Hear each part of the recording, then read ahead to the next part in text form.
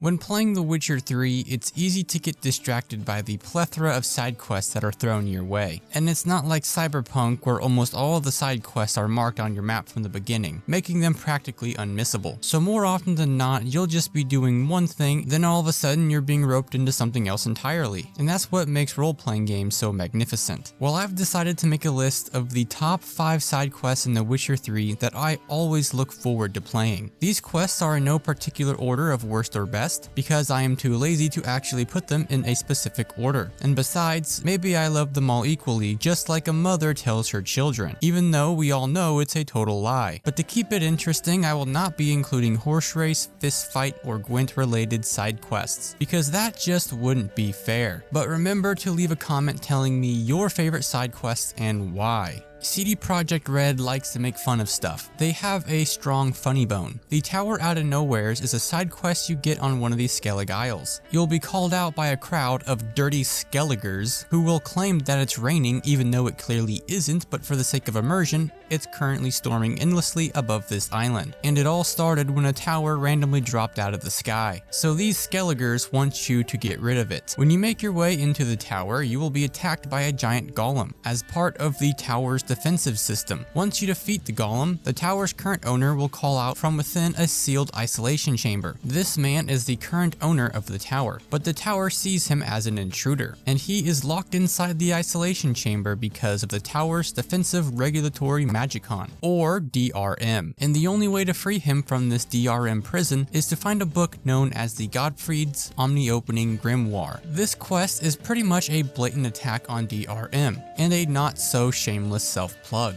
To simplify it, DRM, or Digital Rights Management, essentially violates your property rights and punishes the consumers, while GOG is CD Projekt Red's version of a digital game distribution platform that is completely DRM free. But once you find the book and use the GOG to free the tower's new owner from the isolation chamber, the tower's DRM says, "Disturbing indications of freedom," which pretty much sums up the idea behind DRM. Once he is free, you both enter the final room to finally disable DRM and fight the tower's last line of defense. Once you defeat Lizzo, you will be teleported back to the island, and the Skelligers will thank you for ridding this realm of DRM. Who knew the Skelligers were so based? Speaking of infringing on your God-given rights, do you hate the government? Listen, the government has only done one thing right.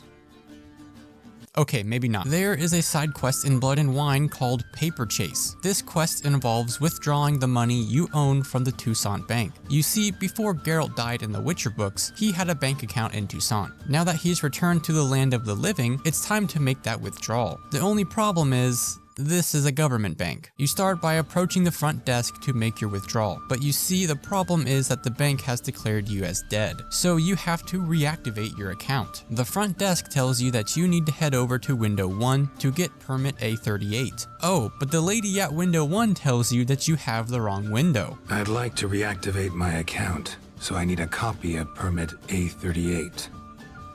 Wrong window, I fear. What do you mean, wrong window? I was told I'd get permit A38 here. Please remain calm, sir, or you'll rupture a vein. So now you need to head upstairs to get permit A38, where the guy tells you that you need form 202 in order to get permit A38. So you need to head back down to window 1 to get form 202, only to be interrupted by some noble and challenged to a fist fight. But once you head back inside the bank, the girl working at window 1 is now missing. So you go up to the front desk to look for her, only to be shooed away by the rude gaslighting employees. Celine, darling, sign this for me, will you? Oh, there you are. Listen, there's something You're on break. Ah, you try to be polite, it just never gets through. So your next step is to simply sit and wait, and pass the time with a friendly game of Gwent. I never say no to a game of Gwent. I may have a problem. After the game of Gwent, you head back to window 1, and give the stupid employee some flour so she can go fetch the guy who's in charge, who will promptly refuse to help you. That is, until you show your summons from the Duchess. So the kind man takes you downstairs to your safety deposit box, only to find that it's been emptied. You see, the bank used your money, it no longer exists, but you can give them a week to pay you back. And at the risk of offending the duchy, they will not miss this deadline. So you can come back an entire 7 days later and finally withdraw your money, along with the Reckoner as a gift. All of this for a measly 500 crowns and a crappy sword. This quest, in my opinion, is an accurate representation of what it's like dealing with YouTube creator support. Paperchase is quite literally a paper chase quest. I don't know what it is about government establishments wanting to just waste your time for no reason, and CD Projekt Red has a habit of being extremely based. At least at the Polish studio. We don't talk about what's going on at the American studio. I literally have to show up to the DMV an hour before it opens just so I don't have to wait very long. And even then, I'm sitting in the waiting room for at least half an hour. So I find this quest to be pretty comical and extremely realistic. This next side quest is actually a hidden one. The only way to encounter this quest is by simply adventuring into the sewers. There are a few different entrances into the Novigrad sewers, but once you make your way down into the sewers and spend an eternity wandering in circles, you'll eventually find a breakable brick wall. Behind this wall, you'll stumble across an Oxenfurt professor attempting to pillage someone's tomb. This begins the quest, A Tomb Entombed. The professor will ask you for your help opening the tomb, and upon opening the tomb, you are met with a higher vampire currently in hibernation. Is it 1358 yet? No. Then fuck off. You can then leave him alone, or you can wake him up again. Again? Do you fucking plan to come knocking once an hour now? Enough! Afterwards, you'll have to fight this relatively weak higher vampire, and the quest will end and the game will not elaborate further. This is a very short side quest, but is easily one of my favorites in the entire game. Have you ever been in love? The woman you'd fight an entire army for. The feeling of weightlessness when you see her face. And the inevitable gut wrench when she tears your heart into a million pieces. When you first begin the Blood and Wine DLC, your arrival in Toussaint is interrupted by Lizzo. You see a knight who is weirdly named Guillaume has vowed to slay a great monster in the name of his lady love. Obviously, he was in over his head. Shortly after, you'll see Gillome trying to fight a Shaelmar, once again in the name of his lady love. And once again, he is in way over his head and ends up getting injured. Afterwards, he will invite you to the medic tent because he wants your help with his lady love. Mr. Goym here is hopelessly in love with Lady Vivian. However, he believes Lady Vivian has been cursed. One day he was walking her home and all of a sudden she squawked like a bird. So he wants you to participate in the annual Knights Tourney of Toussaint so he can follow Lady Vivian to her tent and then snoop through her belongings. Totally not stalker behavior by any means.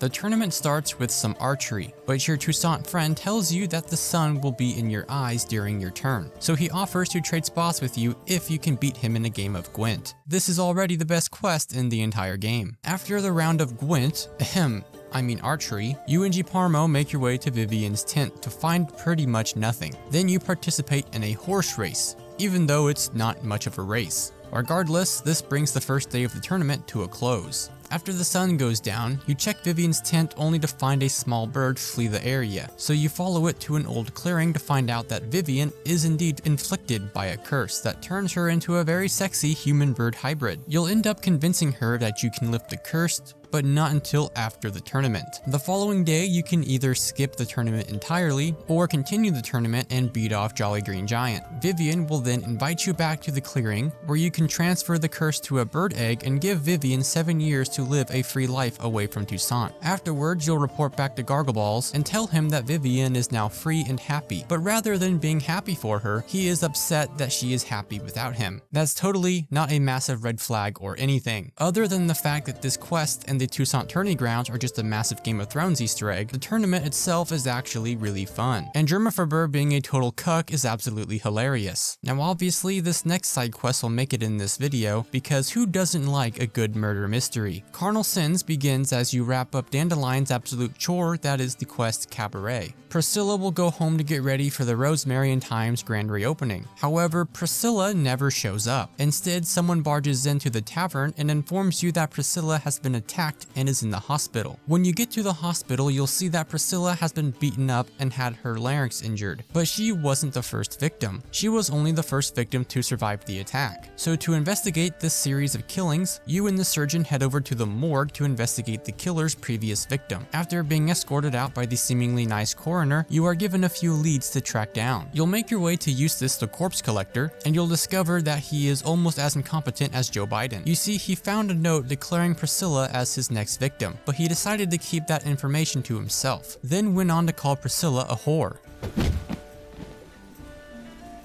Oi, fucking hell, what was that for? Next, you'll stop by the alleyway where Priscilla was attacked, only to be jumped by a couple of goons in Whistling Windy, who is actually a character who appeared in The Witcher 2. I want your smile to part the gates of paradise. Afterwards, you'll receive a message that another body has appeared in the morgue, and after performing the autopsy, you'll find a note declaring their next victim. So you'll head over to the Vegelbud estate, only to find out that you were too late. But you do find another note pointing you to your next victim, but this note also contains a location. When you go to the location, you find a priest of the Eternal Flame with a tied up prostitute. This is where many people end up killing the priest and ending the quest. But this man is actually just a guy who gets off by torturing prostitutes with fire, and is not actually a serial killer, nor had he even interacted with any of the previous victims. And you only discover this by hearing him out. This trail was left by the real killer to deter you from their scent, and to frame someone else. You'll also be informed of a warehouse that contains the chemical used in these killings.